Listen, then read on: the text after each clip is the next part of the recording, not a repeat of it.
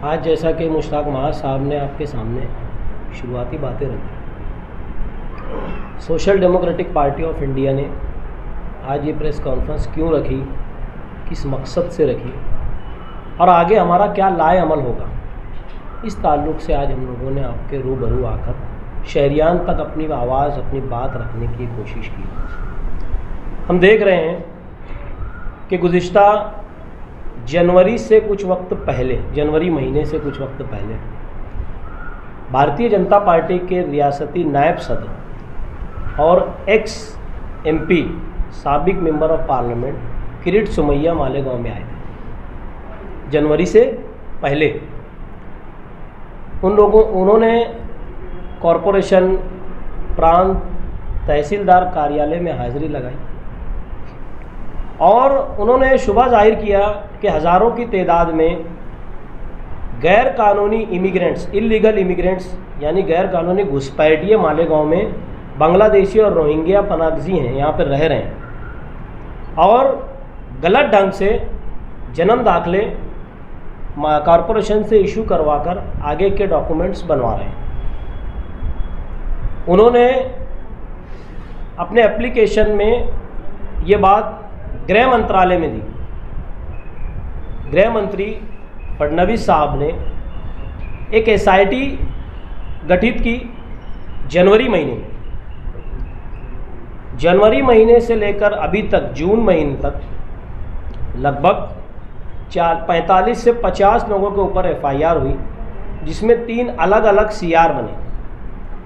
कुछ लोगों को अरेस्ट किया गया और कुछ लोगों को पुलिस की जानिब से फरार बताया गया। अब इसके अंदर जो हालात बने शहर में, वो सब शहरियान के और आप लोगों के सामने। इसके अंदर कुछ बातें जो आपके ज़रिए हम लोग शहरियान तक रखना चाहते हैं, उसमें यह है कि तहसीलदार ये कहता है, अभी जो करंट बात सामने आई, तहसीलदार ये कहता है कि हमारे सिग्नेचर और हमारे सही सिक्के जो है ये बोगस है, ये हम लोगों ने नहीं किए। कॉरपोरेशन का ये कहना है कि जो उधर से जवाब आया उस पर हमने ये इशू किया। अब सवाल ये आता है कि जो वहाँ से ऑर्डर इशू हुआ, वो ऑर्डर इशू किसने किया? नायब तहसीलदार ने, जो अभी शायद फरार है या उनके ऊपर गुना दाखिल हुआ, जो भी है। इसके अंदर एक स्पष्ट हमने बात एक निकाली है कि अगर उन्होंने अपने दस्तखत से ये जन्म दाखिले का ऑर्डर जो इशू किया था, तो उनको ये पावर 2 लोगों ने दिया होगा, एक तो तहसीलदार ने या कलेक्टर ने। हमारा ये सवाल है कि वो ऑर्डर की कॉपी कहाँ है जो इनको जिम्मेदारी दी गई थी? बाद में ये आ रही है बात कि नहीं, ये बोगस है। अगर ये बोगस है तो इसका फैसला कौन करेगा? सवाल हो गया ना। अगर ये बोगस है तो इसका फैसला कौन करेगा? एसआईटी गठित होने से पहले या जो शुबा वाले ऑर्डर हैं, इनसे पहले जो ऑर्डर उन्होंने दिए उनको, और जो फेक बता रहे ये ऑर्डर की कॉपी की फॉरेंसिक जांच करा ली जाए, दूध का दूध और पानी का पानी सामने आ जाएगा। हमारा स्पष्ट आरोप है कि उन्होंने, यानी तहसीलदार कार्यालय ने, जो आवक जावक रजिस्टर है इसके अंदर खुर्द-बुर्द किया और शहर के मासूम मुसलमानों को टारगेट करने का काम किया। इसके अंदर प्रांत, तहसीलदार, कलेक्टर और कॉरपोरेशन के भी कुछ अधिकारी मुलव्विस हो सकते हैं, ऐसा हमारा आरोप है। इसके अंदर एक सोचने, देखने और समझने वाली बात यह है कि किरीट सोमैया ने गुज़िश्ता दिनों, यानी परसों के दिन, मालेगांव में हाज़िरी लगाई कॉरपोरेशन के अंदर और 1044, उनका इल्ज़ाम पहले ये था कि 4000 के करीब गैर कानूनी या गलत ढंग से दाखिले बनाए गए। इस उधारों की इंक्वायरी, लगभग 3000 लोगों की इंक्वायरी हो गई। उसमें से एक भी रोहिंग्या, एक भी बांग्लादेशी या एक भी किसी दूसरे मुल्क का आदमी नहीं मिला। तो इससे तो ये स्पष्ट हो गया कि वो 3000 लोगों में कोई बांग्लादेशी नहीं। 1044 का जो मामला अभी परसों के दिन सामने आया, उन्होंने कॉरपोरेशन कमिश्नर से बातचीत करने के बाद किला पुलिस स्टेशन में जाकर कंप्लेन दर्ज करवाई। वो कंप्लेन क्या थी कि कमिश्नर के ऊपर देशद्रोह का मुकदमा लगाया जाए। अब सवाल ये आता है कि कमिश्नर साहब ने पलट के उसके ऊपर क्या करा या आगे क्या करने वाले हैं। जाहिर सी बात है, कमिश्नर साहब धुलिये से यहाँ आए। माजी में हमने देखा उनके आने से पहले उनकी वीडियो मालेगांव में आ गई थी, महज 10,000 रुपये की रिश्वत के मामले में। तो एक करप्ट ऑफिसर होता है, वो डरता है, डरपोक कमिश्नर है। हमारा एकदम स्पष्ट बोलना है कि डरपोक अगर हिम्मत है तो जाओ उसके खिलाफ कंप्लेन करो, क्यों नहीं करते। इन तमाम मामलात को हम गुज़िश्ता 6 महीने से 5 महीने से इस तमाम मामलात को हम ऑब्जर्वेशन कर रहे हैं, हम देख रहे हैं। तमाम मामलात पर बारीकी से SDPI नज़र बनाए हुए। गुज़िश्ता परसों हमने बार बार, गुज़िश्ता परसों से पहले जब किरीट सोमैया मालेगांव में आए, हमारा स्पष्ट ये कहना था डिपार्टमेंट से कि ये शख्स मुंबई से यहाँ, जैसे एक सीधी सी बात है कि एक आदमी को अगर शुबह हुआ, उसने लेटर दे दिया, SIT गठित हो गई, SIT अपना काम कर रही है।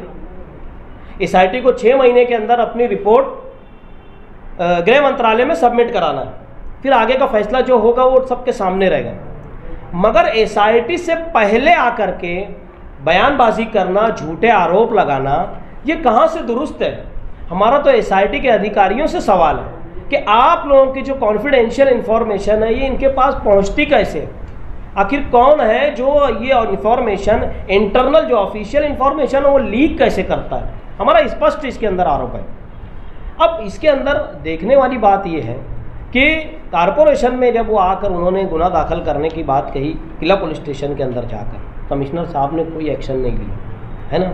इन तमाम मामलात को हमने देखने और समझने के बाद ये तय किया कि अब इनको पार्टी लेवल पर सामने आकर इनका विरोध किया जाए, क्योंकि इनका आना बंद नहीं हो रहा।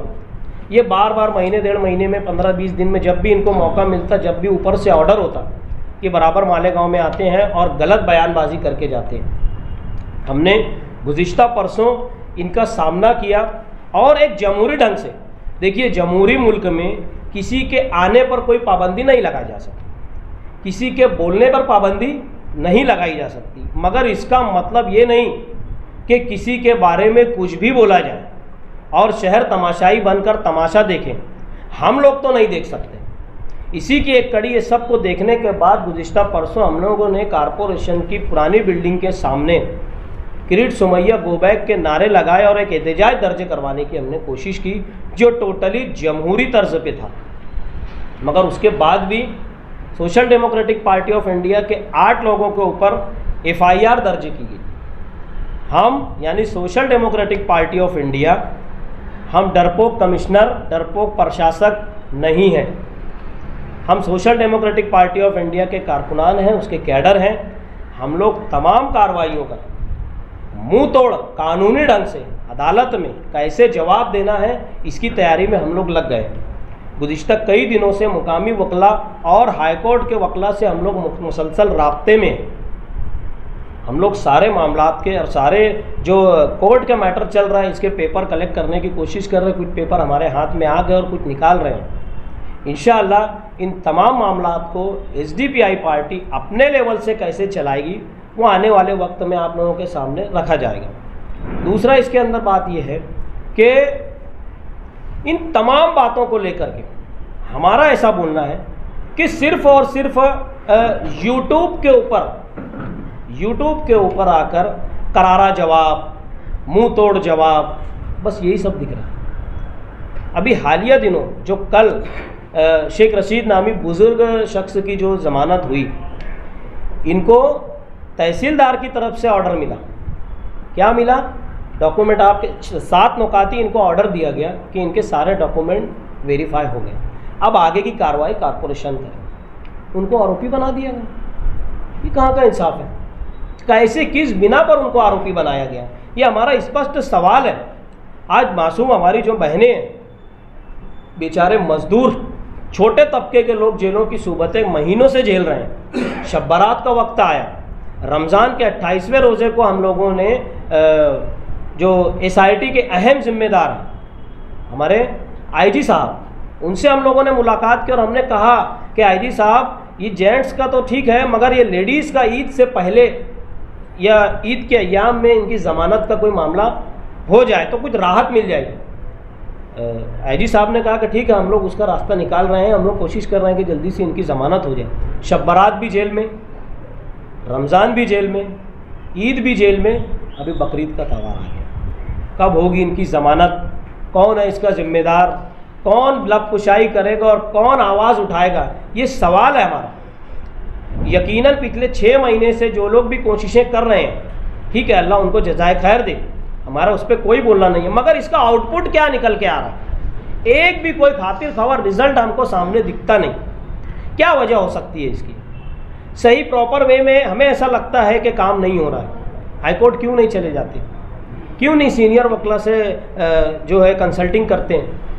हमारा इसके अंदर एकदम सीधा बोलना है कि प्रॉपर वे में कार्रवाई होना चाहिए। इसके अंदर एक आखिरी बात जो मैं कहना चाहता हूँ कि जैसे जितने भी संबंधित अधिकारी इसके अंदर हैं, एसआईटी की तरफ से एक सिफारिश होना चाहिए या एसआईटी की तरफ से इनके ऊपर एफआईआर होना चाहिए कि ये हो कैसे रहा है। एक आदमी कह रहा है कि ये हमने ऑर्डर नहीं दिया, हमने ऑर्डर नहीं दिया, ये हमारा बोगस है और फेक है। कारपोरेशन बोल रहे हमने ऑर्डर के ऊपर ही काम किया। जाहिर सी बात है, जो लोग के ऊपर आरोप लगा जो जेल में, इन्होंने कोई भी पेपर घर में नहीं छापा, ये यहीं से इशू हुआ। तो फिर ये फेक और नकली होने की बात कहाँ से आ गई? और अगर आती है, ठीक है, तुम्हारा बोलना है, आती है, तो इसका फैसला कौन करेगा? इसका फैसला फॉरेंसिक ही तय करेगा। अभी अगर ठीक है ये एसआईटी की कार्रवाई मुकम्मल भी होती है, इसके बाद के अय्याम में लोग नए दाखिले बनवाएंगे, तब फिर ये किरीट सुमैया या जैसे लोग आकर मालेगांव बोलेंगे ये नकली है और ये ऐसा है वैसा है, क्या यही काम रह गया है? क्या काम? अभी गुज़िश्ता परसों जो हमने एहतजाज दर्ज करवाया, ये शुरुआती दौर से हमने पार्टी लेवल पे किया। आने वाले वक्तों में हम इंशाअल्लाह इसको आवामी सतह पर हम चलाकर शहर में आम लोगों को इसके अंदर इन्वॉल्व कर कर, जो लोग जेलों के अंदर बंद हैं, हम कोशिश करेंगे इनकी फैमिलीज़ को लेकर के किरीट सुमैया जब भी मालेगांव में आएंगे हम इनका विरोध करेंगे। अभी बकरीद सर पर है, बकरीद ख़त्म होने के बाद हम लोग चक्री धरना आंदोलन करने वाले हैं, जिसे चक्री भूख हड़ताल कहते हैं। 3-3 लोगों का हम लोग ये करने वाले हैं। जगह जगह चौक चौराहों पर तख्ती, बैनर, झंडे डंडे के साथ में जो भी गलत काम हो रहा है, चाहे फिर वो किरीट सुमैया हो जैसे लोग हों या और जो लोग जो ऑफिसरान हैं जिनकी मदद से ये सारा, हमारा तो स्पष्ट आरोप है कि एक षड्यंत्र है। इसके अंदर मालेगांव के शहर की गरीब, मेहनत कश, कम पढ़ी लिखी आवाम को टारगेट करके इलेक्शन कॉरपोरेशन के और लोकल बॉडीज़ के इलेक्शन सर पर हैं, एक माहौल क्रिएट किया जा रहा है कि मालेगांव में बांग्लादेशी और रोहिंग्या रहते हैं। हमारा दावा है एक भी सिंगल पर्सन भी रोहिंग्या या बांग्लादेशी मालेगांव में मिलने वाला नहीं है। ये सिर्फ एक छछन खेला जा रहा है और social democratic party of India इसका मुंहतोड़ जवाब कैसा देना और इसकी कानूनी प्रक्रिया कैसे करना, इसके लिए हम लोग बिल्कुल भी तैयार हैं। आगे एसआईटी वाले मामले में या रोहिंग्या और बांग्लादेशी वाले मामले में हम लोग कानूनी लड़ाई लड़ने के लिए बिल्कुल भी तैयार हैं। जन्म दाखिल रद्द हुआ, उसके लिए आपकी क्या तैयारी? देखो, एक प्रोसीजर होता है, तो प्रोसीजर को फॉलो करके अभी जैसे एसआईटी गठित हो गई, बराबर जिनके रद्द होना है वो हो जाएंगे, नए जो बनेंगे ये तो मुकामी जिम्मेदार का भी है ना। मुकामी जो एमएलए हैं या मुकामी जो सियासी पार्टियों के जिम्मेदारान हैं जो ये मामले में चल रहे हैं, उन्होंने क्या लाए अमल बनाया और क्या एसआईटी से बात पर्स की या कॉरपोरेशन के जिम्मेदारान से या तहसीलदार से, प्रांत से क्या बात पर्स की, ये आज तक सामने नहीं आया। यही तो हमारा सवाल है कि जब ये सब हो जाएगा उसके बाद क्या होगा, इसका कोई लाए अमल और कोई इस पर बात नहीं हो रही, तो आखिर ये कब तक होता रहेगा? इसके लिए एक मजबूत लाए अमल बनाना पड़ेगा। और मैं तो आप लोगों के ज़रिए शहर की आवाम से अपील करूँगा कि ये मामला अब चंद लोगों पर मुहित नहीं है, अब इसको अवामी सतह पर मालेगांव शहर में उठाने की ज़रूरत है। अगर हम नहीं उठाते हैं तो नया कोई अजाब और मालेगांव में शहर में आने के लिए बिल्कुल भी रेडी है। जमहूरी और दस्तूरी मुल्क में आप रहते हुए आप पर आरोप लगे आप तो गुंडागर्दी की इसलिए गुनाह दाखिल हुआ। हमने जो कॉन्स्टिट्यूशन में पढ़ा है कि हमारी बात या हमारा एहतजाज हम लोग कर सकते हैं, तो हमें नहीं लगता जो ऐसा बोल रहे हैं, जहाँ जो इल्ज़ाम लगा रहे हैं उनको कॉन्स्टिट्यूशन पढ़ने की ज़रूरत है। और अगर नहीं पढ़ा होगा तो हमारे पास है, हम एक कॉपी भेज देंगे, चाहे वो जो भी हो। आप पर आपकी तंजीम के 8 लोगों पर FIR हुआ तो क्या फर्क होगा?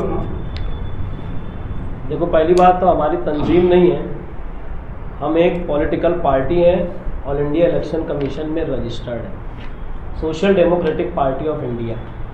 We are from political party, not any तंजीम। ये बात तमाम मीडिया के लोग और शहर की आवाम ने समझ लेना चाहिए। तो देखो, पुलिस का काम है, हम लोगों ने एहतजाज किया, पुलिस ने गुना दाखिल किया, अब कोर्ट का काम है, हम कोर्ट में जाएंगे, इंसाफ लेंगे, कोई दो राय नहीं है उसमें, बिल्कुल हम लोग कोर्ट जाएंगे। हमने कोर्ट में हमने ऑलरेडी बात की है वकील साहब से, तो हमको FIR की कॉपी देंगे और आगे काम हम लोग करेंगे इंशाल्लाह। Social democratic party of India SDPI की तरफ से आप लोगों को यहाँ बुलाया गया है, जो प्रेस कॉन्फ्रेंस रखी गई है, ये बहुत अहम मुद्दे के ऊपर है और मैं आप लोगों के चैनल के ज़रिए, आप लोगों के ज़रिए ये बात को कोर्ट तक, हुकूमत तक पहुंचाना चाहते हैं। हम लोग पार्लियामेंट के इलेक्शन के बाद से जो मालेगांव शहर के अंदर एक BJP ने जो फ़िरका परस्त माहौल बनाया है, हम ये देख रहे हैं कि पार्लियामेंट के इलेक्शन होने के बाद किरेट सुमैया कभी आकर के इस शहर को बदनाम करने की कोशिश कर रहा है, तो कभी और राणे जो BJP का मिनिस्टर है नीतीश राणे, उसने कभी आकर के मालेगांव शहर को बदनाम करने की कोशिश की है। मगर अल्हम्दुलिल्लाह ये शहर सब्र और ज़ब्त के साथ अपनी चलता रहा। जब हमने देखा कि अब पानी सर से ज़्यादा ऊंचा हो गया तो SDPI तहरीक के रास्ते के ऊपर आई है। मामला जन्म दाखिलों का है। आज जब हम जन्म दाखिला बनाने के लिए जाते हैं तो जो लोग आज जेल की सलाखों के पीछे हैं, जिनकी उम्र 60, 50 साल, 60 साल, 70 साल की है, मैं आप लोगों के ज़रिए ये बात वाज़े करना चाहता हूँ कि जब हम कारपोरेशन में जाते हैं दाखिला लेने के लिए, तो कारपोरेशन हमें ये कह कर के टाल देती है, जो हमारे ऊपर एक इल्ज़ाम है कि कारपोरेशन के अंदर इन दाखिलों का रिकॉर्ड नहीं है। कारपोरेशन हमें साफ लफ्ज़ों में कहती है, एक तो रजिस्टर फट गया या सड़ गया या सैलाब के अंदर बह गया तुम्हारा रिकॉर्ड। तो कारपोरेशन की ये जिम्मेदारी है वहाँ पर बैठने वाले अधिकारों की, या जब वहाँ पर अवामी बॉडी जाती है उनकी, कि जो जवाब हमको दिया जा रहा है, कारपोरेशन एक जवाब के नाम पे हमको एक कागज़ देती है, उसके अंदर कारपोरेशन को ये लिख कर के देना चाहिए कि जो रिकॉर्ड हमारे पास नहीं है, वो रिकॉर्ड एक तो इनके रजिस्टर सड़ गए हैं, गल गए या ये सैलाब के अंदर बह गया है। आज कोर्ट के अंदर यही मसला चल रहा है कि इनके पास, कारपोरेशन के पास रिकॉर्ड नहीं है, तो रिकॉर्ड क्यों नहीं है ये वहाँ पर हमको बताने की ज़रूरत है। कारपोरेशन ये कहती है कि बह गया, रजिस्टर सड़ गया, और जो केस लड़ रहे हैं वकील, ये BJP का एक पूरा प्लान है। किरेट सुमैया मालेगांव शहर में सिर्फ कारपोरेशन अगर BJP की सत्ता लाने की कोशिश कर रहा है आने वाले इलेक्शन के लिए। उसकी खुली मिसाल है कि किरेट सुमैया एक तोड़ीबाज किस्म का आदमी है, जिसने महाराष्ट्र की BJP के अंदर हुकूमत में बैठ के बड़ी बड़ी तोड़ी की है। उसकी तोड़ी के दो तरीके, एक तो सामने वाले को हरेसमेंट करके वो पार्टी में ले जाता है, या तो उनसे पैसों का लेन देन करता है। तो मालेगांव शहर के अंदर भी वो यही चाह रहे हैं कि मैं यहाँ पर ऑटो का सौदा करूँ। जैसे आप देख रहे होंगे कि जितने भी आज BJP के साथ जो लोग जुड़े हुए हैं, वो कभी सेकुलर के नाम पे माने जाते थे। रात में बयान आता है कि वज़ीर आज़म रात में बयान देता है कि ये फला मंत्री के ऊपर 70 करोड़ का आरोप है, दूसरे दिन वो BJP के पाले में चले जाता है। जितने भी राष्ट्रवादी के अजित पवार गुट के लोग हैं या शिवसेना के से जो लोग टूट करके गए हैं, आप इनके नाम गिन लो, आप इनकी लिस्ट तो देख लो, ये सब कहीं ना कहीं भ्रष्ट है, कहीं ना कहीं ये AD की और उसकी जाल में फंसने वाले थे, तो हुकूमत के साथ चले गए। किरेट सुमैया का मालेगांव शहर में यही सौदा है और हम उसके ये सौदे को यहाँ पर कामयाब होने नहीं देंगे। जो वकील केस लड़ रहा है, सरकारी वकील जिसको नेमा गया है, ये हमने